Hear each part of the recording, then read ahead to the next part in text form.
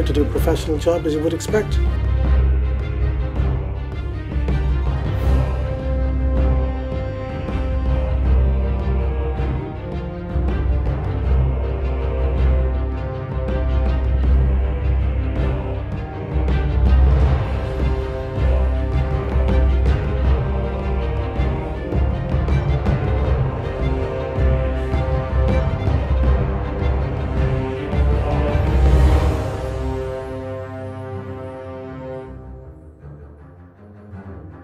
Am I being interviewed?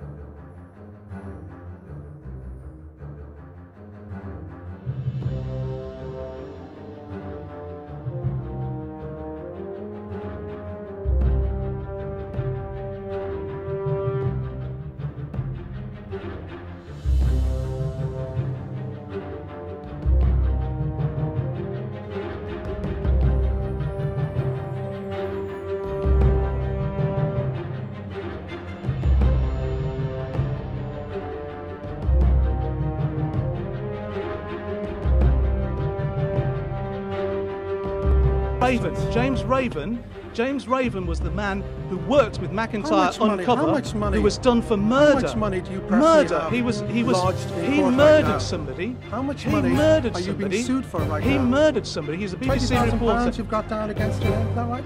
He murdered somebody. You're up, you and your... Mr. Oliver, will you answer the questions? Would you answer those questions about why a convicted murderer was working for a BBC investigative programme? His name was James Raven. He tortured somebody in front of his children, tortured them with a staple gun and a branding iron. It would be fair Ashley to say Blake. The BNP did not run a Ashley candidate Blake. Why won't you answer the questions? Known as why a won't granny you porn star. Why won't you answer the BBC questions? BBC did not run as these a are candidate. Very serious. These are criminal convictions of murder and child rape. This case is going in October. Peter Rowell, BBC presenter. Simon, what's going on? Why don't you answer those questions? Has run. What about the BBC's expenses? You're shaking. Why won't you answer the questions? I'm afraid you're not going to get your answers. You're not going to answer our questions? No, because... And you expect us to? No, because you sir, you are a senior officer.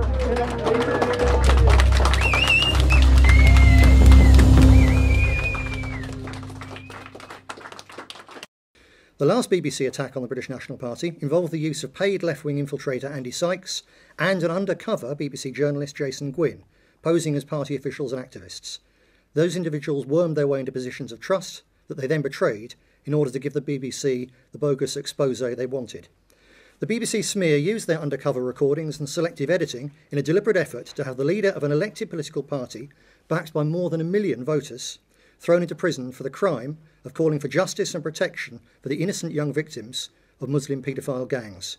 It would be a far better use of taxpayers' money if the BBC would address truly serious social evils and real political scandals, such as the Labour 25 paedophile shame or the outrage of former ministers taking directorships with companies which benefited financially from their decisions while in government. That's fair enough.